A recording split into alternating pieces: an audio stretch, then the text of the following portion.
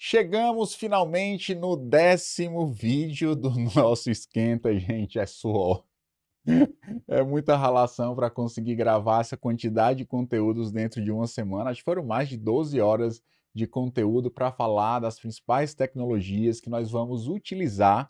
Já é amanhã, não perde, tem um link na descrição. Está ali nos últimos momentos para você se inscrever para o evento e participar do desenvolvimento de uma aplicação. Quando a gente vê aqui esse quadro, né, parece só colocar um cheque, tudo automaticamente acontece, né? Mas na verdade tem muito planejamento, tem muito estudo, muita dedicação para que a gente possa disponibilizar para vocês materiais que foquem não apenas na tecnologia, não apenas na biblioteca, não só focado no framework, mas que a gente possa trazer toda uma carga de fundamentação, de base sólida para que você possa construir não apenas uma aplicação com JavaScript, TypeScript, React, Next, Tailwind, tudo que a gente colocou aqui, mas principalmente que você possa construir aplicações independente do framework, independente da biblioteca, porque se você tiver bons fundamentos, você vai conseguir construir os seus prédios, os seus empreendimentos a partir de fundamentos sólidos. E é exatamente por isso que qualquer tecnologia, qualquer framework será abordado, principalmente no evento, mas também aqui nessa série, a gente vai trazendo esses conceitos práticos, né, mostrando para você como esses conceitos influenciam e impactam o nosso código para que você possa não apenas aprender uma tecnologia especificamente, um framework específico, mas para que você possa entender e formar todo um raciocínio baseado em fundamentos. E aí sim você vai ter a mobilidade para sair de uma tecnologia para outra, e isso é extremamente importante e isso vai trazer para ti segurança na tua vida profissional. É como se você estivesse investindo não apenas em um tipo de investimento só, como se fosse, eu só sei esse framework. Não é assim que funciona. Você tem que diversificar os seus investimentos intelectuais também. E isso tem a ver muito com você voltar para os fundamentos e conseguir ter essa tão sonhada mobilidade entre qualquer tecnologia. E isso é fundamental para a tua carreira como profissional. Por isso, nós já falamos nessa série de esquenta, né? HTML, CSS, JavaScript, TypeScript, React, Next, Tailwind, React Native, Nest e hoje, finalmente, o 10º vídeo, nós vamos falar sobre banco de dados. Tudo isso para que a gente possa aqui desenvolver a aplicação de e-commerce que já vai começar amanhã. Nós vamos desenvolver essa aplicação para que você possa entender não apenas uma aplicação de e-commerce, mas possa pegar esses princípios que serão estabelecidos e explicados e mostrados para você na prática, para que você possa pegar isso e replicar em qualquer aplicação que você deseje replicar, e é exatamente esse o nosso propósito. Nesse evento nós teremos certificado, nesse evento nós teremos um sorteio de um notebook, quem sabe no final da semana você vai ter aí um grande notebook para incrementar o teu setup e muito mais do que isso, conhecimento para a tua carreira. O conhecimento ninguém consegue tirar de você. Conhecimento vai fazer uma grande diferença na entrevista de emprego, vai fazer uma grande diferença na forma como tu resolve os problemas na prática, e é exatamente por isso que nós estamos criando esse esquenta, é exatamente por isso que próxima semana nós iremos iniciar essa aplicação com front-end, back-end, banco de dados, aplicação mobile, tudo isso dentro de uma única solução integrada. Então, link na descrição, vem fazer parte junto com a gente desse evento e quem sabe você vai sair aí com o Samsung Galaxy Book 4 aí no teu setup. Beleza, gente? Esse é o convite. Vamos para a aula. Hoje nós temos uma professora especial, a Letícia, vai dar essa aula de banco de dados e a gente vai agora entender sobre SQL, entender sobre como fazer a integração da nossa linguagem de programação, TypeScript, com o banco de dados, tudo isso na aula de hoje. Olá, pessoal! Então, estamos começando aqui mais uma aula do nosso Esquenta, e nessa aula a gente vai falar sobre banco de dados e SQL. E para falar sobre banco de dados, existem alguns conceitos muito importantes que a gente precisa ter em mente aqui logo de saída. O primeiro deles é o conceito de banco de dados. Então, o que é um banco de dados? Quando a gente fala aqui em programação, um banco de dados nada mais é do que um monte de dados, um monte de informações que vão estar armazenadas de forma estruturada em um computador.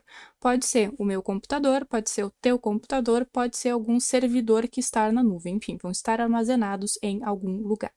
E um outro conceito que também é muito importante e que ele conversa com o conceito de banco de dados e muitas vezes é confundido realmente com ele, é o conceito de sistema gerenciador de banco de dados. Enquanto o nosso banco de dados são apenas as informações, o sistema gerenciador de banco de dados é um software, é um programa que vai permitir que a gente interaja com essas informações. Então, o sistema gerenciador de banco de dados, ou o SGBD, ele vai ter algumas ferramentas ali para permitir que a gente faça verificações nos dados, que a gente visualize esses dados, altere esses dados, enfim, tem ali toda essa interação com esses dados que estão armazenados lá no nosso banco de dados. Existem vários sistemas gerenciadores de banco de dados diferentes no mercado, e entre os mais famosos a gente tem o MySQL, que é o que a gente vai utilizar aqui nessa aula, temos também o PostgreSQL, o Oracle e muitos outros, tá? E aí cada sistema gerenciador de banco de dados vai ter uma linguagem que é usada para a gente conversar com esse sistema. Então, a gente vai ter uma linguagem ali onde a gente vai especificar o que a gente quer que aconteça, né? As alterações que a gente gostaria que acontecessem nos nossos dados, ou então as verificações que a gente quer fazer, as consultas que a gente quer fazer nos nossos dados, e todas essas ações, todas essas interações que a gente vai ter com o nosso banco, elas são descritas ali a partir de uma linguagem. A linguagem do MySQL, que também é a linguagem utilizada aí na maioria dos sistemas gerenciadores de bancos relacionais, como PostgreSQL ou o Oracle, é a linguagem SQL. Essa linguagem é praticamente a mesma entre todos esses sistemas gerenciadores de banco de dados. É claro que podem existir ali pequenas diferenças de implementação de banco para banco, mas de forma geral o SQL não muda e os conceitos que são entendidos aqui para o MySQL, eles também vão funcionar no Oracle, também vão funcionar no Postgre e vão funcionar em outros sistemas aí que trabalham com bancos relacionais. Dito isso, agora a gente pode ir para o código. E para ir para o código aqui no MySQL Workbench, primeiro a gente vai precisar ter o MySQL instalado e rodando na nossa máquina. Eu não vou entrar em detalhes aqui de como que a gente instala e configura nem o MySQL, nem o MySQL Workbench, porque isso foge um pouco do escopo da nossa aula e também porque todo o processo de instalação está muito bem documentado nas documentações aí dessas ferramentas. Então, na documentação do MySQL e na documentação do MySQL Workbench. Uma vez que tu tem o MySQL instalado e rodando, vai aparecer aqui no MySQL Workbench, nessa lista de conexões, aqui a tua instância do banco de dados, então é só clicar aqui e fazer a conexão. Aqui ele vai pedir a senha do usuário, que é a senha que a gente configura na hora de configurar realmente ali o MySQL, na hora da instalação. Vou colocar aqui a minha senha e isso já vai levar a gente aqui para o editor do MySQL Workbench. Aqui no editor eu já coloquei o código que a gente vai utilizar aqui ao longo da nossa aula, para que eu não precise estar digitando aqui tudo na mão e também para a gente economizar um pouquinho de tempo e ser um pouco mais objetivo. Então, vamos começar pelo começo. Qual é a primeira coisa que eu quero fazer em um sistema gerenciador de banco de dados? Eu quero criar um banco de dados. E como que eu crio meu banco? Com esse comando aqui. Eu vou usar o create database para especificar que eu quero criar um banco de dados e depois eu vou colocar o nome desse banco de dados e vou finalizar o comando com 2 pontos. E aqui a gente já consegue perceber algumas coisas interessantes. Então, o comando para criar um banco é create database, o nome da database, né? O nome do banco de dados. E nesse comando a gente já consegue perceber algumas coisas interessantes. E a primeira coisa é que a estrutura da linguagem SQL, a forma como a gente escreve SQL, é muito parecida com o inglês.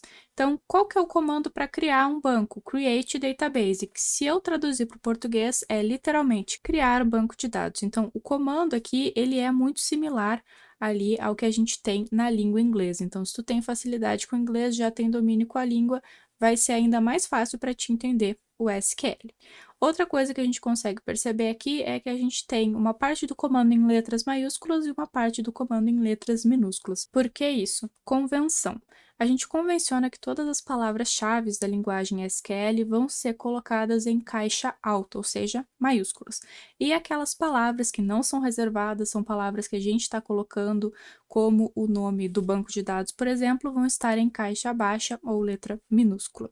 Isso é apenas uma convenção, mas é uma convenção que é muito seguida e que com certeza tu vai se deparar com ela aí mais cedo ou mais tarde. Então, é importante saber que isso aqui é uma convenção. Não usar a caixa alta ou não usar a caixa baixa aqui não vai ter nenhum problema ali com relação à execução do comando, mas é uma convenção aí que é muito seguida, então a gente vai seguir aqui nessa aula também. Então, explicado isso, temos o nosso comando. Como que eu vou rodar esse comando aqui no MySQL Workbench? Eu vou selecionar aqui o comando que eu quero rodar e eu vou clicar nesse raiozinho aqui. Então, clicando aqui nesse raiozinho, o meu comando rodou. A gente consegue ver aqui no canto inferior esquerdo que eu tenho essa query completed, né? Essa informação aqui dizendo que a minha query foi completada.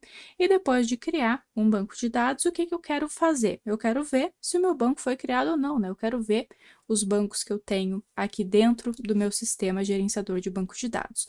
Para isso, eu vou rodar o comando show databases, que é realmente, né, mostrar bancos de dados. Então, eu vou selecionar aqui o comando e vou rodar. E aqui a gente consegue ver os bancos que a gente tem dentro do nosso MySQL. Então, eu tenho 4 bancos aqui que são bancos padrões do MySQL, que são bancos onde a gente não vai mexer em hipótese nenhuma, porque pode trazer algum problema ali relacionado à funcionalidade do nosso SGBD. Então, a gente não vai mexer nesses 4 bancos padrão aqui, que é o Information Schema, o MySQL, o Performance Schema e o SYS. O que a gente tem aqui também, né, além desses bancos padrão, é o banco esquenta que a gente acabou de criar. Beleza, então a gente já viu como a gente cria e também vamos ver aqui como que a gente deleta, né? É uma coisa importante a gente saber criar, mas também saber excluir as coisas. Então, para excluir um banco de dados, a gente vai usar esse comando aqui. Então, a gente vai usar o comando drop database e esquenta, que é o nome da nossa database. Então, para criar, create database, para deletar, drop database e o nome. Então, aqui vou selecionar e rodar. Depois que eu tiver rodado esse meu comando, todos os comandos relacionados a tabelas que eu executar vão estar sendo executados dentro do meu banco esquenta. Então, toda tabela que eu criar vai ser criada dentro do banco esquenta. Cada dado que eu inserir nessa tabela vai ser inserido dentro do banco esquenta. Cada dado que eu deletar vai ser deletado do banco esquenta. Enfim, eu estou especificando que a partir de agora eu estou utilizando este banco de dados esquenta e aí eu vou colocar as informações necessárias ali dentro desse banco, as tabelas, os dados, enfim. Sempre que a gente for trocar de banco de dados, a gente vai precisar usar esse use para especificar o banco que a gente está usando. Aqui no caso, a gente vai trabalhar apenas com esse banco, mas caso eu tivesse um outro banco e eu quisesse fazer alteração nesse segundo banco, eu precisaria usar o use para entrar nesse segundo banco, depois usar o use novamente para voltar para o esquenta. Então, temos aqui o básico do nosso banco de dados e agora a gente pode ir para as tabelas. Então, aqui eu tenho o nosso código relacionado à criação de tabelas e aqui a gente vai criar uma tabela. Então, aqui a gente vai criar a tabela, que eu chamei de cliente, e essa tabela, ela tem uma estrutura, ela tem uma série de campos, esses campos têm tipos. Então, eu tenho aqui um campo, né, ou uma coluna, também a gente pode usar essa nomenclatura, chamada ID, que vai ter ali um tipo inteiro. Temos o nome, que tem um tipo varchar de 120, e o varchar ele é um tipo de caractere, né? Ele é um tipo ali que indica um texto, e o 120 é referente à quantidade de caracteres nesse texto. Então, varchar 120 representa ali uma string com 120 caracteres. Depois, nós temos aqui o salário, e o salário ele é do tipo decimal, que é um tipo aqui do MySQL que a gente utiliza para representar números com vírgula, e aqui a gente está dizendo que a gente vai ter 10 casas antes da vírgula e 2 casas depois. Também tenho aqui a quantidade de pontos ali do meu cliente, a data de nascimento, uma propriedade para dizer se o meu cliente é administrador ou não, e a data da inclusão do cliente aqui no meu sistema, que é do tipo datetime. Então, há esse tipo de definição aqui, onde a gente define exatamente as colunas que eu vou ter dentro da minha tabela e eu defino os tipos dessa coluna, quando eu faço essa definição aqui do que um cliente pode ter, de todas as informações ali do meu cliente, eu estou definindo o esquema da minha tabela, eu estou definindo a estrutura da minha tabela. Então, a minha tabela cliente, ela vai ter sempre exatamente essa mesma estrutura. Todos os IDs vão ser do tipo inteiro, todos os nomes vão ser um varchar de 120, eu não vou poder colocar um nome que seja um varchar de 150, por exemplo, a menos que eu altere a estrutura da minha tabela. Mas se eu alterar a estrutura da minha tabela, eu vou estar alterando essa estrutura para a tabela inteira. Então, todos os elementos da tabela, todos os meus clientes vão ter essa mesma estrutura. Então, espero que tenha ficado claro aí essa parte de estrutura e de esquema. E eu quero aproveitar aqui, agora que eu vi esse comando, para comentar uma coisa que eu acho que eu acabei esquecendo, que é sobre como que o SQL entende um comando. Comando no SQL vai ser tudo aquilo que está entre ali o meu início do meu input e um ponto e vírgula. Então, eu posso ter aqui, por exemplo, como é esse create, um comando de múltiplas linhas, ou eu posso ter um comando que ocupa uma única linha, como esse create database aqui. Então, o que define o final do meu comando SQL é o ponto e vírgula. Enquanto eu não botar o ponto e vírgula, eu posso usar quantas linhas eu quiser, o que é interessante para melhorar a nossa legibilidade, como por exemplo aqui no nosso Create Table. Então, vou selecionar aqui o meu Create Table e vou rodar aqui o meu comando.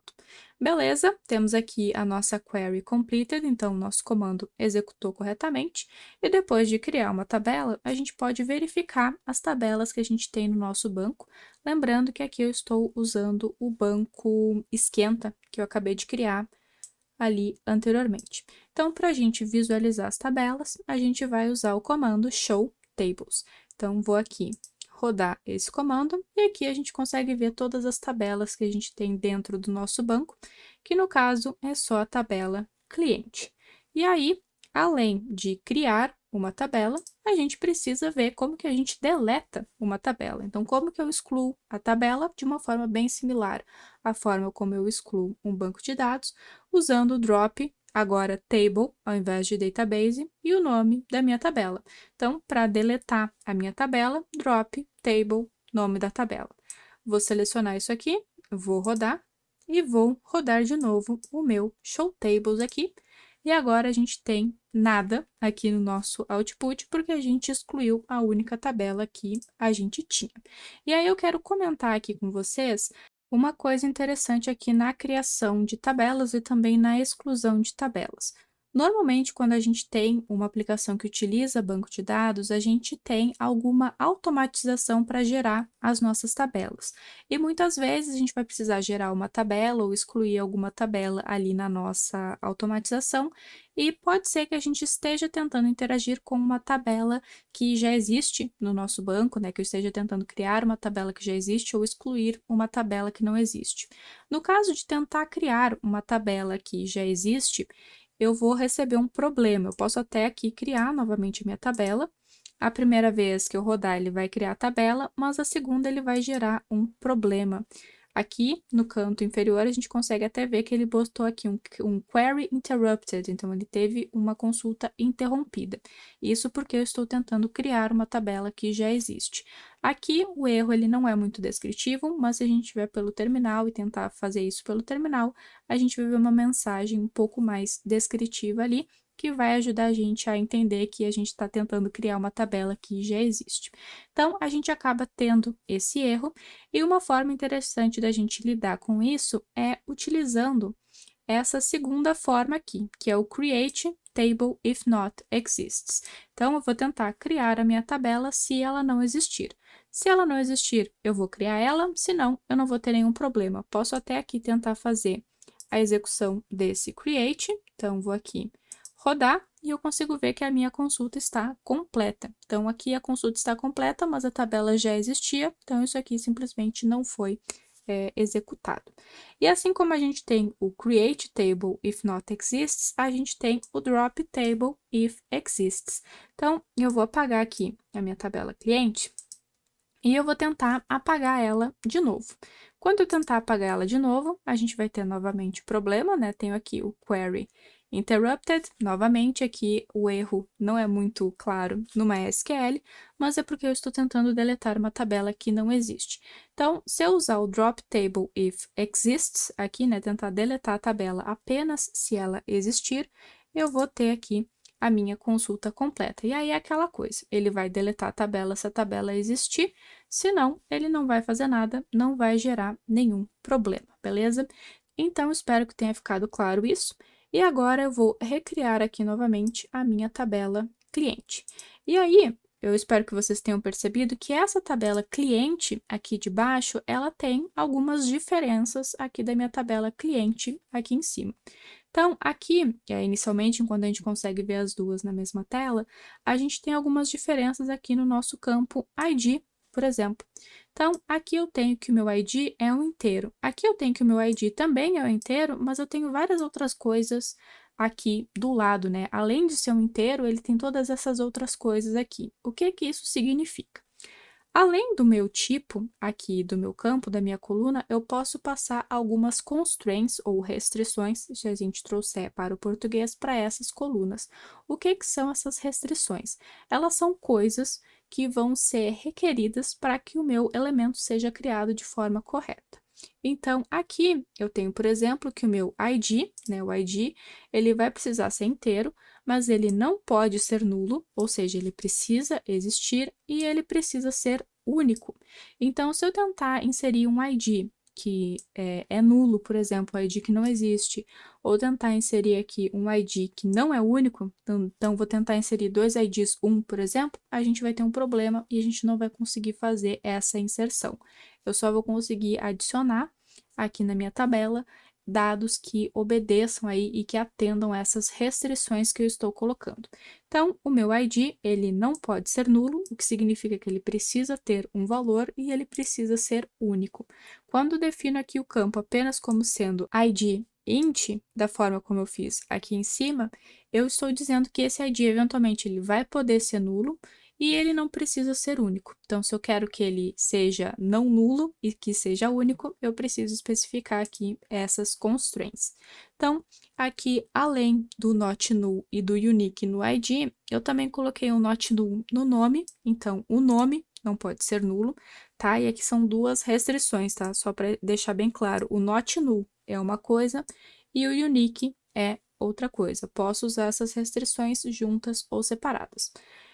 Então, aqui no ID eu usei as duas, aqui no nome eu usei só o not null, e aqui em salário eu estou usando uma outra constraint aqui, que é para colocar um valor padrão para um determinado valor. Então, salário padrão aqui vai ser 4.000. Caso eu não informe o salário do meu cliente, esse salário vai ser definido aqui como 4.000, é o valor padrão que eu estou colocando neste campo em específico. Então, com essas restrições entendidas aqui, eu posso selecionar e criar essa minha tabela. Então, minha tabela cliente está criada novamente, posso aqui até rodar o Show Tables de novo. Aqui está ela, agora com as minhas restrições, e uma vez que eu tenha a minha tabela definida, eu posso inserir dados nessa minha tabela. Então, aqui no inserir clientes, a gente tem alguns dados que vão ser adicionados. A gente tem aqui essa nossa primeira inserção e a nossa segunda inserção aqui. Então, como que a gente vai inserir dados dentro ali da nossa tabela? A gente vai usar o insert into, então, inserir em. Vou colocar o nome da minha tabela, no caso, cliente, e aí eu vou especificar os campos onde eu quero colocar valores e os valores que eu quero colocar nesses campos. Então, o que que eu estou dizendo aqui? Dentro da tabela cliente, eu quero criar um registro, eu quero criar uma linha, eu quero adicionar um novo cliente, que vai ter o ID, que vai ser 1. O nome, João Silva. O salário, 3.500. Quantidade de pontos, 50. Nascimento, nascimento formatado aqui. Administrador vai ser true, data de inclusão vai ser null, que aqui é uma utilidade, ou melhor, uma função utilitária que a gente tem para definir o momento atual. Então, eu posso inserir apenas um registro dessa forma aqui, ou eu posso inserir vários registros dessa segunda forma aqui. Então, se eu tenho um registro, eu vou colocar aqui todos os dados nesta mesma ordem definida aqui em cima,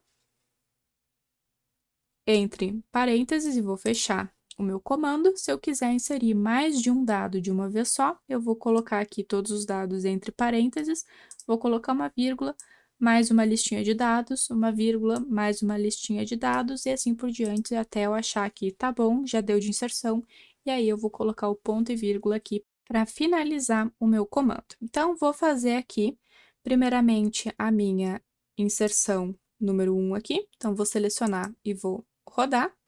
Nossa query aqui foi completada, beleza? E depois eu vou rodar essa minha segunda query aqui, né? Os comandos do SQL a gente também chama de query. Vou rodar essa aqui para inserir todos esses elementos e depois eu vou rodar um comando para selecionar tudo que eu tenho dentro da minha tabela de clientes para eu ver todos os dados que existem lá dentro e para poder verificar se de fato esses dados aqui que eu tentei inserir foram inseridos. Então, eu vou rodar aqui o select asterisco from cliente, então select selecionar asterisco, então tudo de cliente. Então, select o from palavras reservadas, cliente, o nome da tabela que eu defini. Então, vou rodar aqui. E aqui a gente tem o nosso result set. Então, aqui a gente tem 4 usuários, o João Silva, Maria Oliveira, Carlos Pereira, Ana Costa, salários, pontos, nascimento, propriedade administrador e data da inclusão. Então, tenho todas as informações aqui sendo adicionadas. Se eu tentar inserir novamente aqui o meu primeiro cliente, a gente vai ter um problema. E aqui no caso, o problema que a gente tem é simplesmente esse query interrupted aqui, que indica que teve um problema, aconteceu alguma coisa, mas se a gente tentar rodar isso aqui no terminal, a gente vai ver que a gente vai ter o erro ali, em que a gente tem uma falha na nossa constraint, a gente tem uma falha na nossa restrição, porque eu já tenho o elemento de ID 1, e eu estou tentando inserir esse elemento novamente. Então, a gente tem um problema ali e eu não consigo inserir esse dado. E aí, aproveitando aqui que eu estou falando das restrições que a gente definiu ali na tabela, eu posso aqui, por exemplo, tirar o salário, né? O salário ele tem um valor padrão, então eu poderia aqui não especificar o salário na minha consulta, e aqui eu vou colocar um ID diferente, e aí eu posso tentar inserir aqui esse nosso elemento, e aí agora eu vou ter o meu usuário aqui com o salário padrão, aqui ó, usuário de ID 11 com o salário de 4.000. E aqui, como eu estou listando as minhas colunas e os valores, eu posso colocar qualquer ordem, tá? Eu poderia colocar o nome primeiro, a data de inclusão depois, eu poderia colocar qualquer ordem aqui, e se eu mudasse a ordem aqui, eu teria que fazer com que essa mudança se refletisse nos valores que eu estou tentando inserir. Então, os valores que vão aparecer aqui sempre precisam estar nesta ordem, mas esta ordem pode ser qualquer ordem ali dos meus campos, né? Posso até omitir alguns campos aqui que não são obrigatórios. O que são os meus campos obrigatórios aqui? Os que estão definidos como not null. Então, eu preciso adicionar o ID e eu preciso adicionar o nome. O salário aqui tem o valor padrão dele, mas a quantidade de pontos, nascimento, administrador e data de inclusão, eles podem ser nulos. E aí, eu posso especificar aqui que ele vai ser, o valor vai ser definitivamente nulo. Então, eu posso colocar ele como nulo aqui, ou eu posso simplesmente omitir ele. E aí, eu vou precisar omitir aqui também da minha lista de informações. Então, posso rodar isso aqui, né? Vou colocar o ID 12 aqui. Vou rodar e vou rodar aqui também o meu select, e agora eu tenho aqui também o João Silva de ID 12, que tem o ID, o nome e o salário, e todas as outras propriedades aqui são nulas porque elas não foram especificadas, né? E tenho também aqui o pontos que foi especificado, mas foi especificado como nulo. Então, é isso aqui que a gente tinha para fazer sobre inserções. Vou desfazer aqui essas minhas alterações, beleza? E depois que a gente já inseriu alguns dados ali na nossa tabela e já tem alguns dados com os quais a gente pode trabalhar, a gente vai para o nosso próximo passo, que é selecionar esses dados. Então, vou aqui para o meu selecionar cliente, e aqui a gente tem várias formas diferentes aí de selecionar os elementos ali da nossa tabela. Então, o primeiro, é esse select asterisco, que vai ser um elemento que vai selecionar tudo o que a gente tem na tabela. Então, se eu rodar aqui essa minha consulta, a gente vai ver todas as informações da tabela, é a consulta que a gente estava rodando ali no exemplo anterior, e a gente tem outras formas também de fazer essa seleção. Então, eu posso aqui, ao invés de selecionar tudo, selecionar apenas algumas colunas específicas. Então, eu posso selecionar apenas a coluna nome e a coluna pontos. Então, se eu rodar dessa forma aqui, eu vou ter apenas o nome e a quantidade de pontos de todos os meus usuários, de todos os meus clientes, né, de toda a minha tabela. Posso também aqui renomear as minhas colunas, então eu posso selecionar a coluna ID, mas eu quero chamar aqui no meu resultado essa coluna ID de identificador, e eu quero selecionar o nome como nome completo. Se eu rodar isso aqui, a gente vai ter o nosso resultado aqui também. E agora a gente consegue ver que a gente tem uma diferença aqui do select anterior, porque a gente mudou o nome das colunas. Então, aqui a gente tem nome e pontos, que são realmente os nomes das colunas que estão lá no meu banco, mas aqui, neste segundo, eu alterei o nome do ID, né? E aqui ele não aparece mais como ID, ele aparece identificador, porque eu alterei o nome que eu quero que apareça aqui no meu resultado, e o nome foi alterado aqui para nome completo. Importante é que eu não estou alterando a tabela, não estou alterando a estrutura, eu estou apenas mudando a forma como os dados são apresentados. Lá no banco, eu continuo trabalhando com ID e eu continuo trabalhando com nome. Aqui eu estou dando um apelido a esses campos, que é o que vai aparecer aqui no meu Result Set. E aí, além de selecionar aqui colunas específicas, eu posso selecionar elementos específicos de acordo com algum critério, utilizando essa cláusula where. Essa aqui é uma cláusula muito importante, porque ela permite que a gente tenha um controle maior ali sobre o que a gente está selecionando. Então, aqui eu vou selecionar o nome dos meus clientes, onde o ID, a propriedade ID, é igual a 2. E essa aqui é a forma que a gente compara igualdade no SQL, tá? A gente usa um símbolo de igual apenas. Então, se eu rodar isso aqui, a gente vai ver que o nosso cliente aqui de ID2 é a Maria Oliveira. Também posso, ao invés de igualdade, pegar os meus elementos através de uma desigualdade. Então, vou selecionar agora o nome dos meus clientes, onde o ID é diferente de alguma coisa. Então, igual, um símbolo de igual, diferente, a gente tem aqui o maior que e o menor que. Então, vou selecionar aqui e vou rodar. E agora a gente tem o nome de todos os usuários que não têm o ID 1, né? Todos os usuários cujo ID é diferente de 1. E quando a gente trabalha com strings ali, com textos, a gente também tem a possibilidade de fazer uma seleção procurando por coisas parecidas com essa palavra-chave like. Então, o que esse primeiro select vai fazer aqui? Ele vai selecionar todas as colunas ali do meu cliente, onde o nome é parecido com isso aqui. Então, onde o nome se parece com alguma coisa, qualquer coisa, então eu vou ter qualquer coisa no início aqui da minha palavra, e eu vou terminar essa palavra, esse trecho, com eira. Isso aqui acaba sendo bem útil quando a gente vai fazer algum tipo de pesquisa ali no nosso banco. Então, quais são os meus clientes que têm o nome tipo isso aqui, né? Que tem um nome parecido com alguma coisa e eira. Se eu selecionar e rodar isso aqui, a gente vai ter dois clientes. A gente vai ter a Maria Oliveira e o Carlos Pereira. Então, aqui eu tenho, ó, Oliveira e Pereira. Esse eira aqui, que finaliza o meu texto nos dois, e antes eu tenho qualquer coisa. Então, esse símbolo de porcentagem aqui, ele vai representar outros textos. Então, eu vou ter outros textos ali no meu nome, e eu vou terminar o meu nome com eira. Então, eu tenho coisas no início, eu tenho o meu nome aqui no final. E eu posso colocar esse símbolo de porcentagem em diferentes posições aqui na minha string. Então, se eu colocar o símbolo de porcentagem apenas no início, eu vou estar querendo aqui nomes que terminam com eira. Se eu colocar a porcentagem dos dois lados, eu vou querer aqui nomes que tenham esse texto, então que tenham OS. Se eu selecionar e rodar aqui, a gente vai ver o Carlos Pereira e a Ana Costa. Então, eu tenho OS aqui no Carlos e eu tenho OS aqui no Costa. Então, aqui eu tenho texto antes, OS, texto depois.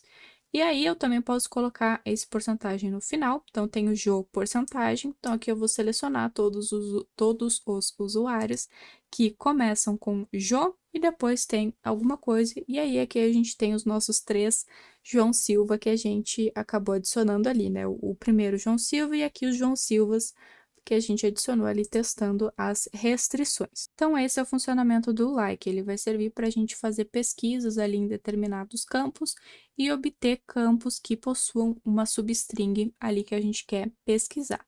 Também temos aqui na nossa possibilidade de utilização do where os símbolos relacionais, né, os operadores relacionais. Então, eu posso selecionar aqui os meus clientes que têm um salário maior que 3.500, um salário menor que 3.500, um salário maior ou igual a 3.500, ou um salário menor ou igual a 3.500. Então, se eu rodar aqui, por exemplo, o salário maior que 3.500, a gente vai ter aqui esses usuários, né? Tem o Carlos Pereira, que tem 4.200 de salário, e o João Silva, que tem 4.000 aqui. Se eu rodar usando o igual, eu vou ter incluído aqui no meu resultado os usuários que têm o salário de 13.500, que é o João Silva aqui de ID 1, né? Temos aqui o nosso usuário. Também posso usar aqui operadores lógicos nesse where para poder selecionar com mais precisão ali os meus usuários, ou no caso dos meus clientes, né? Então, aqui eu quero selecionar apenas o nome e o salário do meu cliente, onde o salário é igual a 3.500 e a propriedade administradora é igual a verdadeiro. Tenho também aqui a possibilidade de selecionar onde o salário é 3.500 ou a propriedade administradora é true. E aqui a gente tem o AND e OR aqui normal, que a gente já está acostumado, né? Posso até rodar isso aqui para a gente ver o resultado. Então, aqui que tem o salário de 3.500 e é administradora, a gente tem apenas o João Silva, e que tem o salário de 3.500 ou é administrador, a gente tem o João Silva e o Carlos Pereira e um outro João Silva aqui que também são administradores. Também podemos selecionar aqui usando o NOT, né? E aqui também é o NOT lógico, como a gente já está acostumado, onde o salário aqui vai ser menor ou igual a 2.500 e eu estou negando isso aqui. Então, onde o salário não é menor do que 2.500. Se eu rodar, temos aqui o nosso resultado. Também podemos aqui ordenar os nossos resultados. Então, eu posso especificar aqui, usando a cláusula order by, uma coluna a partir da qual eu quero fazer a ordenação dos meus elementos. Então, eu vou querer ordenar aqui pela quantidade de pontos dos meus usuários. Se eu selecionar aqui e rodar, ele vai trazer os meus usuários aqui pela quantidade de pontos. E ele vai trazer aqui, normalmente, em ordem crescente ou em ordem ascendente, ou seja, do menor para o maior. Então, o meu usuário aqui com menos pontos é esse usuário de ID 12 aqui, que é o João Silva, que tem uma quantidade nula de pontos. Depois temos a Ana Costa com 27 pontos, a Maria com 28 pontos e temos aqui o Carlos Pereira com 35 pontos e um outro João Silva com 50 pontos.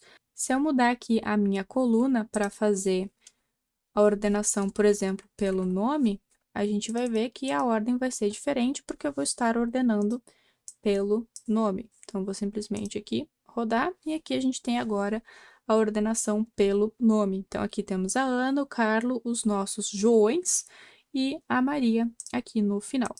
Então, a gente tem essa possibilidade aí de ordenar. A forma padrão, como essa ordenação vai acontecer, é de forma ascendente, né, do menor para o maior, mas se eu quiser inverter essa minha ordenação, eu posso usar aqui o desk depois do order by. Então, eu vou querer selecionar tudo de cliente, quero ordenar pelos pontos e eu quero ordenar de forma decrescente. Então, vou aqui rodar esse comando e agora a gente vai ter a ordenação pela quantidade de pontos de quem tem mais pontos para quem tem menos pontos aqui. Então, a gente tem essas duas formas de ordenar, a forma padrão e a forma aqui com o desk. E aí, para a gente finalizar aqui a parte da seleção, a gente tem o limit, que é uma palavra-chave que a gente vai utilizar para limitar os nossos resultados. Então, o que eu estou dizendo aqui? Selecione tudo do cliente, mas traga apenas 3 resultados. Limite os meus resultados a 3. Então, se eu rodar isso aqui, ele vai me trazer apenas 3 elementos. Então, João Silva, Maria Oliveira e Carlos Pereira, né? Os IDs aqui 1, 2 e 3. E aí, ele vai me trazer apenas esses 3 elementos, porque eu limitei a 3. Se eu limitar a 4, por exemplo, ele vai me trazer 4 elementos aqui. Então, tenho aqui os 4 elementos. E, além do limit, tem outra coisa que é muito interessante de se usar junto com o limit, que é o offset, que eventualmente é o que a gente acaba utilizando ali quando a gente pensa em paginação. Então, esse comando aqui, o que ele faz? Ele significa que eu vou selecionar ali da minha tabela cliente 3 elementos, mas eu vou selecionar 3 elementos a partir do elemento 2. Então, se eu rodar isso aqui, a gente vai ter os elementos de ID 3, 4 e 11, e os elementos de ID 1 e 2 não foram selecionados aqui, justamente porque a gente colocou esse offset. Então, a gente está pulando esses elementos, a gente está pulando os elementos ali de ID 1 e 2. Se eu colocar aqui o offset para ser 5, por exemplo, ou melhor, para ser 4, eu vou pular os 4 primeiros e eu vou exibir 3 a partir do quarto elemento ali da minha tabela. Então, rodando isso aqui, a gente vai ter aqui apenas os nossos Joões Silvas ali que foram adicionados depois de teste. Então, de select, era isso que eu tinha para mostrar para vocês. Eu sei que é muito select, mas o select ele é um dos comandos mais poderosos e também um dos comandos mais usados dentro do mundo do SQL. A gente vai inserir dados na nossa tabela com uma certa frequência, sim, mas normalmente a gente vai ler esses dados com uma frequência muito maior. E por isso é importante a gente entender como que a gente utiliza o select, entender quais recursos a gente tem à nossa disposição dentro desse comando, para que a gente possa utilizar ele da melhor forma para atender ali as nossas necessidades.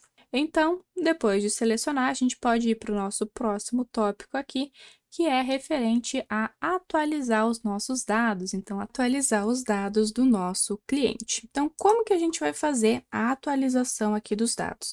A gente vai usar o comando update, depois a gente vai especificar o nome da tabela, depois a gente vai ter a palavra-chave set, e aí a gente vai ter as colunas que a gente quer alterar ali do nosso cliente com o valor que a gente quer atribuir a essas colunas. Então, eu quero configurar aqui o salário agora para ser 400. Mas onde que eu quero configurar o salário para ser 400? Onde o ID é 1. Isso aqui é uma coisa muito importante quando a gente estiver trabalhando com atualização e também com exclusão de dados. A gente especificar onde que a gente quer fazer essa alteração. Então, onde que eu quero alterar o salário e colocar o salário para ser 4.000? Ah, onde o ID é igual a 1, onde o nome é igual a não sei o quê, onde o salário é menor, é maior, é igual, enfim, eu tenho que especificar onde eu quero fazer essa alteração, onde eu quero que essa alteração seja aplicada. E aqui para o where dentro do update, a gente pode utilizar todas aquelas sintaxes de where que a gente viu lá na seleção. Então, se eu quiser colocar igual, diferente, like, enfim, posso colocar aqui da mesma forma. Então, essa aqui é a forma da minha alteração. Vou fazer o update da minha tabela e eu vou setar a coluna para um determinado valor, onde uma determinada condição for atendida. O where, ele não é obrigatório aqui para o meu update funcionar. Eu poderia rodar aqui o update sem o where. Só que rodar um update sem where é uma coisa bem complicada e normalmente não é uma coisa que a gente quer fazer, porque quando a gente roda um update sem where, a gente vai estar fazendo um update em todos os registros da minha tabela. Então, se eu rodar isso aqui dessa forma, eu vou estar setando todos os salários de todos os usuários para 4.000, o que é algo que eu não quero que aconteça dentro da minha aplicação, provavelmente. Então, é sempre importante a gente lembrar de utilizar o where aqui nas nossas operações de atualização, de update. Então, eu vou rodar aqui, não o meu update, eu vou rodar esse select para a gente poder visualizar os dados, depois a gente roda o update. Então, eu vou querer alterar aqui no meu próximo comando o salário do meu cliente de ID 1. Quem é o meu cliente de ID 1? O João Silva, e o salário dele originalmente é 3.500. Vou rodar aqui o meu update executado, e vou rodar o meu select. Agora, o salário do João Silva é 4.000, eu tive essa atualização e os demais salários aqui não foram alterados, tá? Eu só alterei o salário aqui do meu usuário de ID 1, que é o João Silva. Normalmente, a gente vai ter dentro das nossas tabelas um campo, é ali que vai ser um campo identificador, no caso aqui o meu ID, e normalmente quando a gente vai estar fazendo essas alterações referentes a informações do nosso usuário, do nosso cliente, do nosso produto, enfim, do que quer que seja que a gente tenha armazenado ali na nossa tabela, a gente vai optar por utilizar esse campo identificador, porque esse campo identificador ele vai ser um campo único, que não vai se repetir na nossa tabela, então eu sei que quando eu estou trabalhando com o meu ID, que é único, eu só tenho um elemento com aquele ID. Se eu estivesse trabalhando com o nome, por exemplo, que é possível, eu posso tentar fazer um update aqui pelo nome, eu poderia ter múltiplos usuários com o mesmo nome, né? Vários João Silva, por exemplo, e aí eu poderia acabar alterando de forma incorreta algum desses João Silva ali que está na minha plataforma, que não deveria ser alterado, né? Eu só queria alterar um João Silva específico, mas acabei alterando todos ali por utilizar um campo que não é um campo identificador, não é um campo único. Então, essa aqui é a forma como a gente faz o update. Temos aqui um outro update para rodar, que é o update onde eu vou setar o administrador para falso, onde o ID vai ser igual a 2, então vou rodar aqui esse comando, vou rodar o select novamente, e aqui nós temos o meu usuário de ID 2, que é a Maria Oliveira, como sendo não administrador, né? O administrador aqui está como 0, que é a mesma coisa que falso. E se eu quiser alterar vários campos de uma mesma vez, né? O valor de várias colunas de uma mesma vez, basta aqui separar por vírgula esses valores. Então, eu quero setar aqui o usuário de ID 2 agora, para ter o nome de Lia e para ter 0 pontos. O usuário de ID 2 é a Maria Oliveira, e ela tem 28 pontos. Se eu rodar aqui o meu update e rodar novamente o meu select, eu vou ver que agora eu tenho a Lia com 0 pontos. Então, essa aqui é a forma que a gente vai utilizar para fazer alterações, para fazer atualizações nos nossos dados. E aí, depois de fazer a atualização dos nossos dados, a gente pode ir para o nosso próximo tópico aqui, que é fazer a exclusão dos dados. Então, como que a gente vai excluir coisas aqui da nossa tabela? Como que a gente vai excluir os nossos registros? Como que a gente vai excluir essas linhas ali da nossa tabela? Para isso, a gente vai utilizar o delete from, então esse é o comando, né? Delete from, deletar de. Vou ter aqui o nome da minha tabela e depois eu vou precisar especificar onde que eu quero fazer essa exclusão. Então, eu quero deletar da tabela cliente, vou deletar a linha onde o ID é igual a 2. E aí eu vou deletar todas as linhas que atenderem a essa condição. Então, aqui, novamente, eu posso utilizar qualquer uma daquelas sintaxes do where que a gente viu lá na parte de select, posso deletar onde o nome é parecido com alguma coisa, onde o salário é menor, onde a quantidade de pontos é menor, maior, igual, enfim, tenho todas essas opções para utilizar aqui, e aí eu vou deletar todas as linhas que atenderem aquela condição. Aqui também no delete, o where ele não é necessário para que o meu comando funcione, mas ele é extremamente importante. Eu até deixei aqui para referência, né, um delete sem o where e eu deixei um comentário bem grande. Nunca fazer isso. Por que que a gente nunca vai fazer isso? Se a gente rodar um delete sem o where, assim como o update, eu vou estar aplicando essa alteração a todas as linhas da minha tabela. Então, eu vou estar deletando todo o conteúdo da minha tabela. Isso aqui é um comando que pode até custar o teu emprego, aí dependendo de em qual tabela tu utilizar isso aqui. Então, a gente não vai utilizar delete sem where, tá? Isso aqui é uma coisa extremamente perigosa, salvo algum caso aí de desenvolvimento em que tu está testando a aplicação, encheu a tabela, quer esvaziar a tabela, mas no mundo real, esse não é um comando que a gente utiliza. A gente sempre vai utilizar o delete com o where, e no caso do delete especificamente é muito importante a gente lembrar de colocar o where. Por esse aqui ser um comando perigoso, algumas ferramentas como o MySQL Workbench nem deixa a gente rodar isso aqui. Se eu tentar rodar esse comando, a gente vai ter aqui um query interrupted. Isso porque ele tem aqui uma regra de safe update que vai impedir que a gente faça algumas coisas aí que podem causar muitos problemas para a gente, como por exemplo, um delete sem um where. Em algumas outras ferramentas pode ser que a gente não tenha essa proteção, mas é importante a gente saber que a gente não vai fazer isso aqui. Então, para deletar, vou colocar delete from a minha tabela e vou dizer onde que eu quero deletar. Vou passar aqui alguma condição para poder fazer essa exclusão. Então, vou aqui selecionar os meus clientes para a gente visualizar aqui. Então, eu tenho aqui a minha lista de clientes e eu vou querer deletar aqui onde o ID é igual a 2, que é esse usuário Lia, que é esse cliente Lia aqui. Então, vou selecionar e vou rodar. E vou rodar o meu select novamente. Agora, eu não tenho mais aquele cliente de ID 2 aqui, que era a Lia. Beleza, consegui excluir aqui um registro. Vamos para a nossa próxima exclusão aqui, que é esse delete utilizando o salário menor que 3.000 como uma condição. Só que aqui a gente vai ter um pequeno problema aqui no MySQL Workbench, né? Tanto no salário quanto aqui no nome.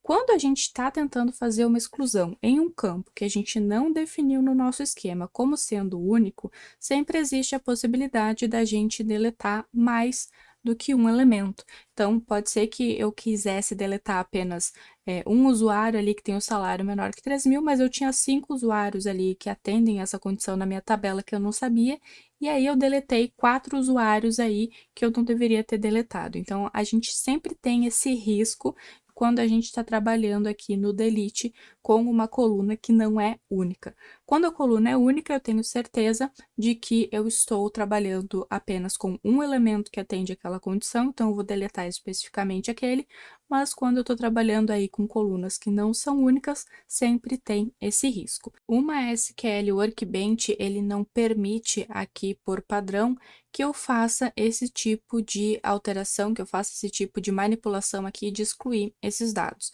Isso porque aqui no MySQL Workbench a gente tem aquela configuração de Safe Updates que vai impedir que a gente faça isso. Então, para poder fazer esses dois deletes aqui, eu vou precisar desativar o meu Safe Updates. Então, eu vou rodar aqui um set SQL underline safe underline updates para ser 0. Então, vou desativar aqui o Safe Updates, vou rodar. Agora, o meu Safe Updates, ele está desativado. Posso rodar esse delete aqui, ele vai rodar, vai completar aqui a minha consulta. E aí, eu posso rodar novamente o meu Select. E aqui, no caso, eu não tive nenhum usuário deletado, porque todos os meus usuários têm um salário maior que 3.000. Então, vou colocar aqui 4.000 e vou rodar novamente, porque aí sim a gente vai ter alguém para deletar. Então, rodando aqui, agora eu deletei aquele usuário ali que tinha o salário de 13.500 e eu posso rodar aqui também no meu delete, onde o nome é João. Rodando isso aqui, a gente pode conferir o nosso resultado e a gente vai ver que não tivemos nenhuma alteração aqui, porque aqui eu estou tentando deletar um usuário onde o nome é exatamente João. No caso, nenhum dos meus usuários tem o nome exatamente de João, né? Posso colocar aqui João Silva, que é o nome que a gente tem ali, né? Mantendo aqui a capitalização correta das letras.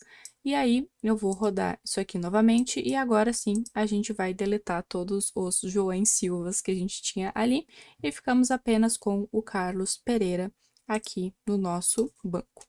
E aí, depois de fazer essas alterações aqui, eu vou setar novamente o SQL Safe Updates, que é essa configuração aí para ser 1. Se eu rodar isso aqui, eu vou ativar novamente essa configuração, e aí se eu tentar executar esses deletes aqui, né, por exemplo, esse aqui, eu vou ter um problema já que, ó, de query interrupted, então ele já não vai me deixar executar essa consulta aqui, em virtude aí do SQL Safe Updates que está ativado. Então, com relação ao SQL puro, é isso que eu tinha para mostrar para vocês nessa aula, mas calma que o nosso vídeo ainda não acabou, porque agora eu quero mostrar para vocês duas formas diferentes que a gente tem para usar SQL e para interagir com o banco de dados, no caso com o sistema gerenciador de banco de dados, que é o MySQL, em uma aplicação.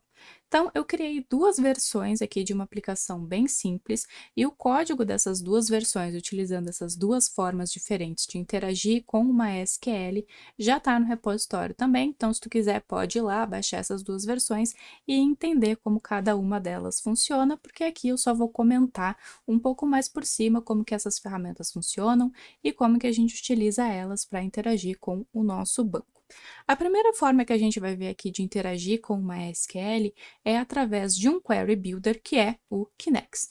Esse tipo de ferramenta, né, os Query Builders, são ferramentas que têm uma série de funções que facilitam a criação de queries SQL dentro de uma linguagem de programação e permitem que a gente consiga interagir com os nossos dados sem precisar digitar consultas SQL na mão.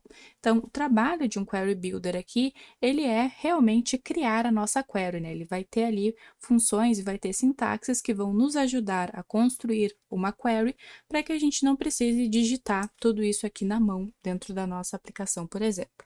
E a segunda forma que a gente vai ver aqui é utilizando o Prisma, que é uma ferramenta de Object Relational Mapping, ou ORM, ou se a gente trouxer ainda para o português, mapeamento objeto relacional.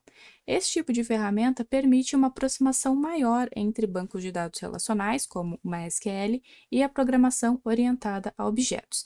Diferentemente ali do Query Builder, que vai apenas permitir que a gente construa a nossa consulta, um ORM meio que transforma uma linha da nossa tabela, né, um cliente ali que a gente tenha, por exemplo, em um objeto, de fato, ali da orientação a objetos, que a gente vai poder utilizar dentro da nossa programação. Então, são abordagens diferentes aqui, que a gente vai poder comparar através dessas duas versões da aplicação. Então, sem mais delongas, vamos começar aqui o nosso entendimento dessas ferramentas a partir do Kinex, que já está aqui no meu VS Code. Então, aqui eu criei uma pequena aplicaçãozinha de CRUD ali, é uma aplicação de CRUD de produtos, então a gente tem todas as funcionalidades aqui para interagir com o nosso banco e para configurar os nossos produtos. Então, como que a gente utiliza o Kinex? Todas as informações bem detalhadas a gente pode encontrar aqui na documentação do Kinex.js, né? Eu vou estar usando aqui essa ferramenta com o MySQL, mas ele também está disponível para diversos outros bancos, né? SQLite, Cockroach, PostgreSQL, enfim, tem vários bancos aqui que a gente pode utilizar essa ferramenta. Então, como que a gente vai usar o Kinex? A gente vai instalar ele aqui na nossa aplicação e aí a gente vai configurar aqui um arquivo chamado KinexFile. Esse aqui é um arquivo onde a gente vai configurar a conexão com o nosso banco de dados. Então, aqui eu vou precisar instalar, junto com o Kinex, um client, né? Um cliente aqui que vai ser o que de fato vai interagir com o meu banco. No caso, como eu estou usando o MySQL, eu estou usando esse cliente aqui, que é o MySQL2, e esse cliente é o que vai mudar dependendo do banco que eu utilizar. Se eu estiver utilizando, por exemplo, o Postgres, o meu cliente vai ser outro. Se eu estiver utilizando o MariaDB, o meu cliente vai ser outro. Mas aqui, para o MySQL, é esse cliente que a gente vai usar.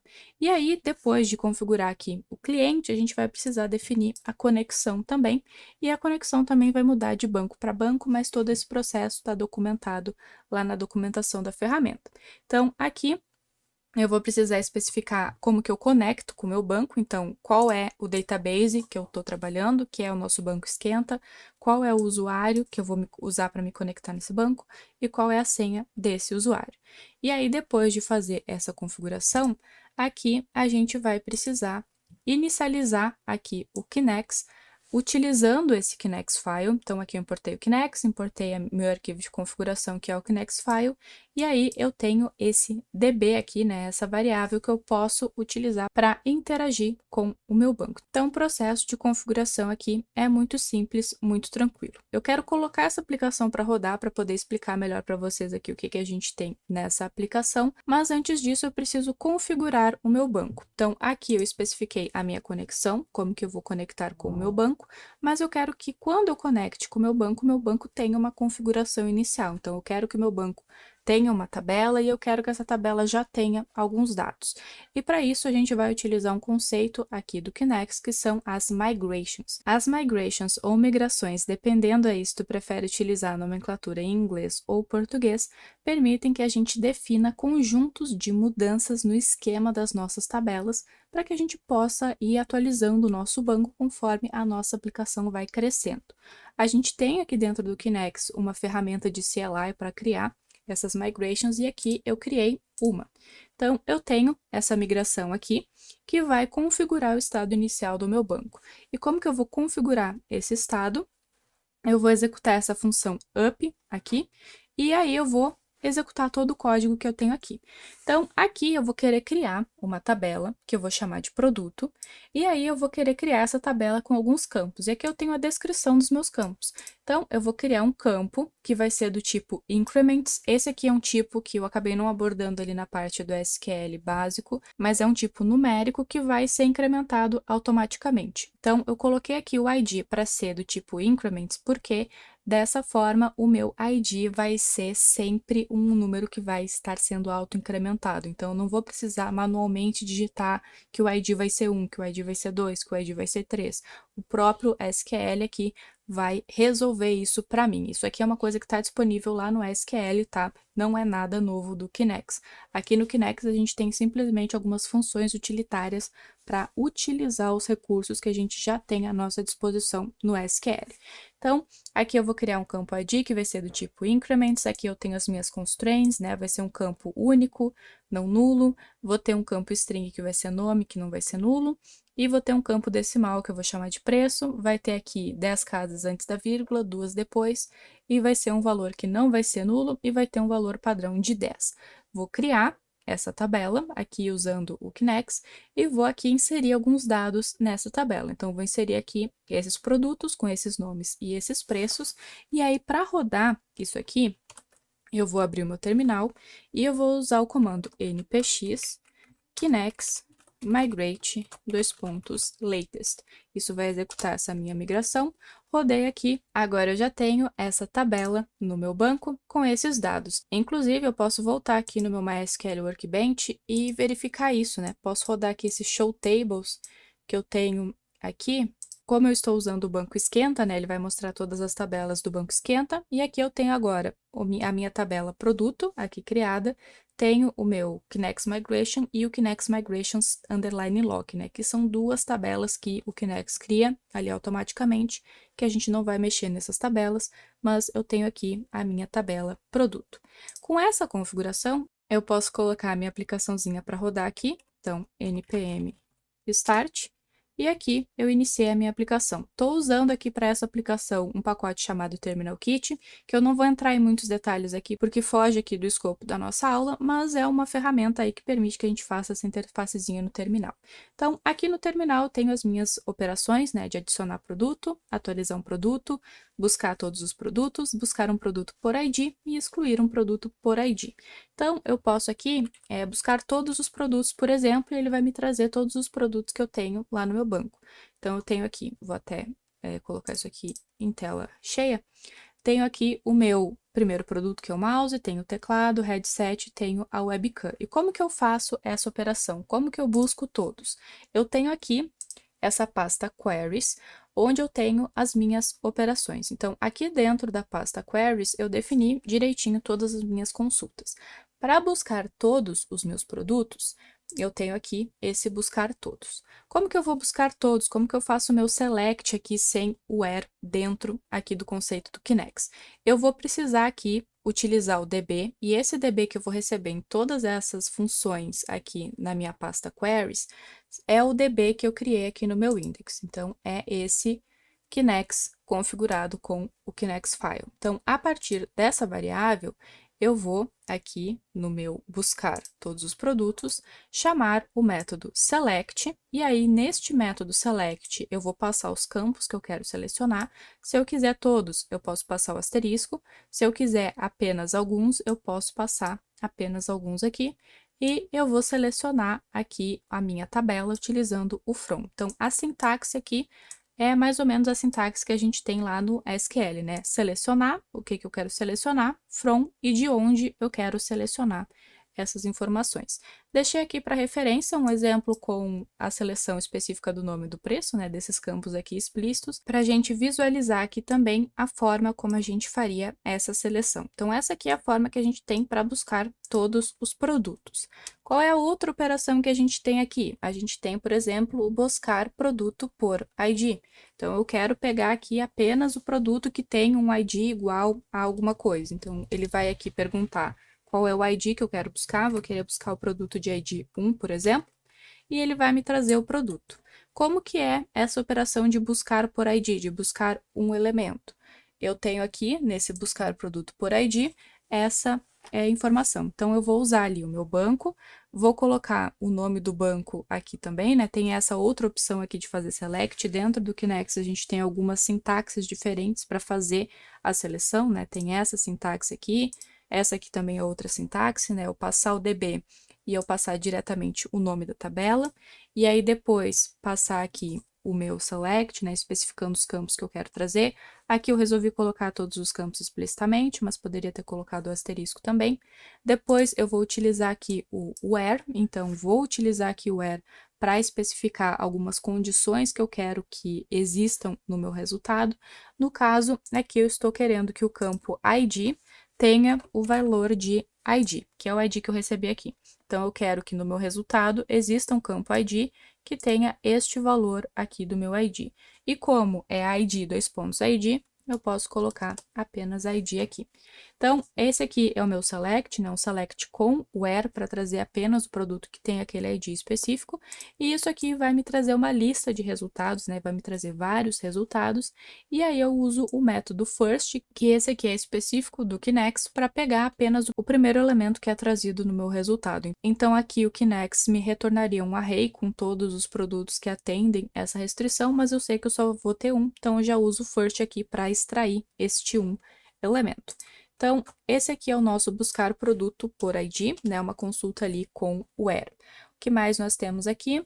Nós temos também a possibilidade de atualizar um produto por ID. Então, eu vou ver aqui, novamente, o preço do meu produto de ID 1. Então, é um mouse que está R$ 49,99 e eu vou querer alterar esse produto. Então, aqui eu vou querer atualizar o produto por ID. Vou passar aqui que eu quero atualizar o produto de ID 1. E ele vai ser agora um mouse gamer. E ele vai ter o preço, né? Porque eu coloquei gamer, o preço dele vai subir para R$ 120,99.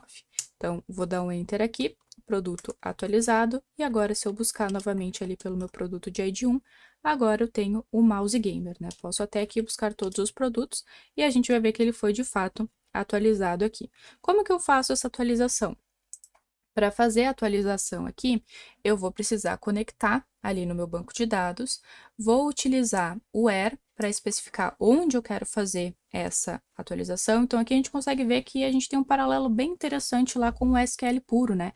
A gente utiliza as mesmas palavras-chave. Aqui o pessoal que fez a implementação da biblioteca do Kinext, eles tiveram esse cuidado de utilizar as mesmas palavras-chave e de deixar aqui a estruturação das nossas consultas também bem similar à forma que é lá no SQL. Então, aqui eu posso passar o where, posso passar ali as condições que eu quero que sejam atendidas, e depois de especificar aqui onde eu quero alterar, eu vou passar o que eu quero alterar. Então, aqui, o que eu quero alterar? Eu quero alterar o nome e eu quero alterar o preço. Eu quero fazer a alteração desses dois campos. E aí, esses dois campos vão vir aqui por parâmetro para a minha função. Então, neste objeto aqui, eu vou passar tudo que eu quero alterar lá do meu produto que tem esse ID. Então, vou alterar o nome e vou alterar o preço. Próxima funcionalidade aqui que a gente não viu ainda, temos o adicionar produto. Então, vou adicionar aqui um produto. Para adicionar, ele vai pedir apenas o nome e o preço do produto aqui na minha aplicação. Então, esse aqui vai ser, por exemplo, um mousepad. E ele vai ter um preço de R$ 19,99. Beleza, produto foi adicionado. Agora a gente pode buscar aqui todos os nossos produtos e temos aqui o nosso mousepad adicionado como produto de ID 5. Como que eu vou adicionar? De uma forma bem similar aqui à forma que eu estou atualizando. Se eu abrir aqui o adicionar produtos, a gente vai ver que eu vou especificar aqui o nome do meu banco, né? Vou inserir dentro do produto.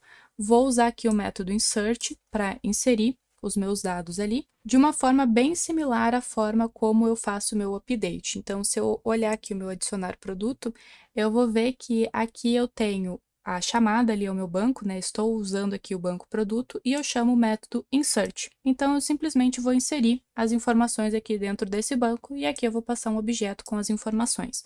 Então, eu vou inserir um nome e um preço e o valor do nome e do preço estão nesse produto que eu recebo por parâmetro aqui nesta função. E aí, para finalizar aqui, está faltando só a nossa função de excluir. E aqui na função de excluir, basta eu colocar o ID do produto. Então, vou querer excluir o meu produto de ID 2, por exemplo. E agora, se eu buscar todos aqui, meu produto de ID 2 não existe mais. Tem o produto de ID 1 e o de ID 3, produto de ID 2 sumiu. Então, essa aqui é a forma que a gente tem para interagir com o banco usando o Kinex, né? A gente vai criar, usando o Kinex, a gente vai utilizar essas funções aqui que o Kinex tem para construir as nossas consultas.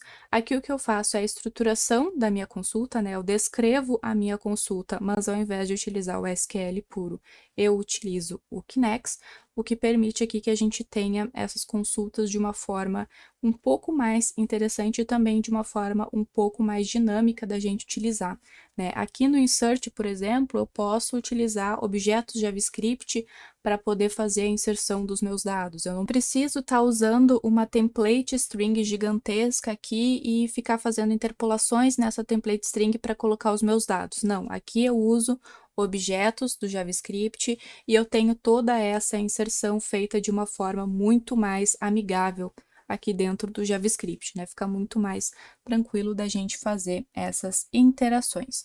Então, essa aqui é a versão da nossa aplicação com o Kinex, né? Aplicação bem simples. Toda a parte onde eu realmente faço as minhas consultas está aqui dentro dessa pasta Queries. Depois, se tu quiser estudar esse projeto com um pouco mais de calma, eu tenho aqui dentro dessa pasta um index que faz simplesmente aqui um import e export das minhas funções, para que aqui no meu index principal eu possa importar todas essas funções de um único lugar. E aí aqui no meu index principal eu tenho a utilização ali do terminal kit, que como eu disse, foge um pouco aqui do nosso escopo, né? Eu defino aqui algumas funções úteis para fazer o input de pegar um dado, para esperar um enter, para mostrar uma mensagem de sucesso, para mostrar uma mensagem de informação. E nesse index principal eu junto tudo e faço ali a criação da minha interface e faço as funções que vão interagir lá com o meu banco realmente, né? Chamo essas funções que eu defini aqui. Então, era isso que a gente tinha para ver com o Kinex, e agora a gente vai ver aqui a nossa segunda versão da aplicação, que é essa versão aqui, que utiliza o Prisma. Então, tenho a mesma aplicação, mesmas funcionalidades, mas com a diferença de que agora eu estou usando o Prisma ao invés do Kinex.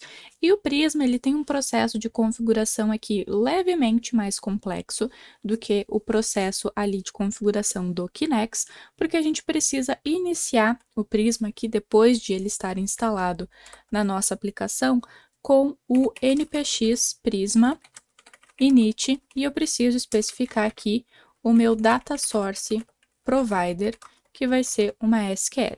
Esse aqui é um comando que a gente roda apenas quando a gente vai criar o projeto do zero. No caso, eu não vou rodar ele aqui, mas é interessante vocês saberem que esse comando existe. Esse comando ele vai criar para a gente uma série de arquivos, que vão ser arquivos de configuração que a gente vai utilizar para fazer toda a configuração aqui do nosso ambiente. Então, ele vai criar aqui para a gente, por exemplo, esse arquivo .env, onde a gente vai precisar colocar uma URL de conexão com o nosso banco. E aí, aqui a gente vai especificar o nosso nome de usuário, a senha desse usuário e o banco que a gente quer acessar. Então, a gente define esses valores aqui nesse .env, e aquele comando ali de configuração também vai criar para a gente essa pasta Prisma, e nessa pasta Prisma a gente vai ter um esquema .prisma aqui, que não está com color code, porque eu vou precisar instalar aqui a extensão do Prisma. Vou até achar ela aqui, para a gente poder ter aqui o highlight, Então, é só esperar aqui a instalação, beleza, extensão instalada, e agora sim temos aqui o highlight. Então, esse código aqui é o código que é gerado ali pelo nosso comando, que vai definir a estrutura inicial do nosso projeto, e o que a gente precisa definir aqui é a estrutura da nossa tabela. Esse aqui é o nosso esquema, esse aqui é a estrutura da nossa tabela produto. E a nossa tabela produto, ela está definida aqui dessa forma, né, utilizando a sintaxe do Prisma, e aí eu posso ter aqui, junto com o nome e o tipo dos meus campos, algumas características para esses campos. Então, aqui eu tenho que esse ID, ele vai ter essa restrição ID aqui, que vai fazer com que ele seja o identificador da minha tabela. E eu também tenho aqui a especificação de que esse campo ID vai ser autoincremento. Essa aqui é a forma que a gente usa o autoincremento dentro do Prisma.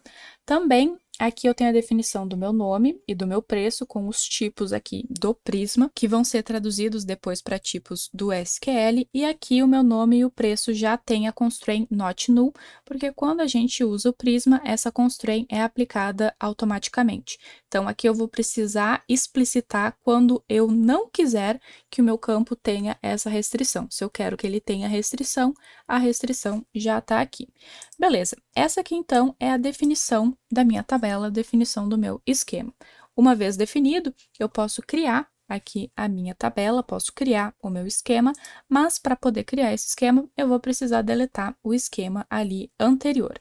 Então, eu vou voltar aqui no meu projeto com Kinex e eu vou rodar o comando Kinex migrate rollback. Então, aqui eu vou desfazer a minha última migração, isso vai deletar ali a minha tabela de produtos, e aqui eu vou poder criar a minha tabela novamente dentro da minha versão do Prisma. Então, para poder rodar aqui a migração que vai criar a minha tabela, eu vou rodar o comando aqui, npx prisma migrate dev. Isso vai gerar aqui a minha migração, e a migração vai ser definida aqui a partir no esquema que eu tenho definido aqui no prisma.esquema. Aqui ele está dizendo que a minha database esquenta não está vazia e que eu vou deletar todos os dados se eu executar isso aqui. Vou deletar porque eu não tenho nada relevante ali. Ele vai pedir um nome para minha migração, vou definir aqui como init, e a minha migração aqui foi rodada, foi executada, agora eu tenho essa tabela lá no meu banco. Então, aqui em Migrations, eu tenho a minha migration, que é realmente o comando SQL, aqui que é gerado, ó, aqui a gente consegue ver o not null sendo definido, beleza? E depois de criar aqui a nossa tabela, a gente pode colocar o nosso projeto para rodar. Então, aqui vou rodar o meu npm Start para a gente iniciar a nossa aplicação. Aqui no Prisma, a gente não tem uma forma usando as migrations para adicionar dados no nosso banco. Se a gente quiser adicionar dados, tem um outro conceito que a gente pode utilizar, que é o de seed, que também existe lá no Kinex, mas que eu resolvi deixar de fora aqui dessa aula por questão de simplicidade. Então, aqui a gente vai trabalhar direto com a adição dos nossos produtos. Então, vou começar aqui adicionando um produto lá no nosso banco. Então, vou adicionar aqui um mouse, que vai ter o preço de R$ 49,99. Beleza, meu produto foi adicionado. Como é o processo de adicionar um produto aqui dentro do Prisma? Bom, a gente pode olhar aqui em SRC, tenho aqui a minha pasta Queries e aqui eu tenho todos os meus arquivos novamente com as mesmas funcionalidades. Então, como que eu vou adicionar um produto no Prisma? Aqui eu vou receber como parâmetro o cliente do Prisma, que vai estar aqui dentro do meu index, que é definido dessa forma aqui. Essa aqui é a definição, né? Simplesmente eu vou usar o Prisma Client aqui, que é o cliente do Prisma, e quando eu usar o cliente do Prisma, ele vai entender lá o esquema que eu tenho e vai entender as tabelas que eu tenho à minha disposição.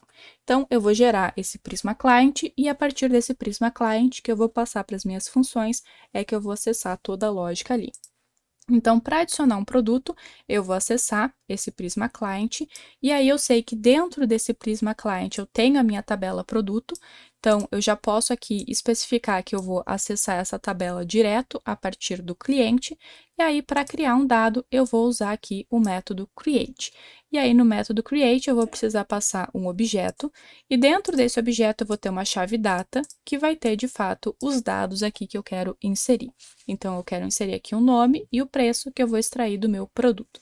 Então essa aqui é a forma que a gente faz a inserção do meu produto.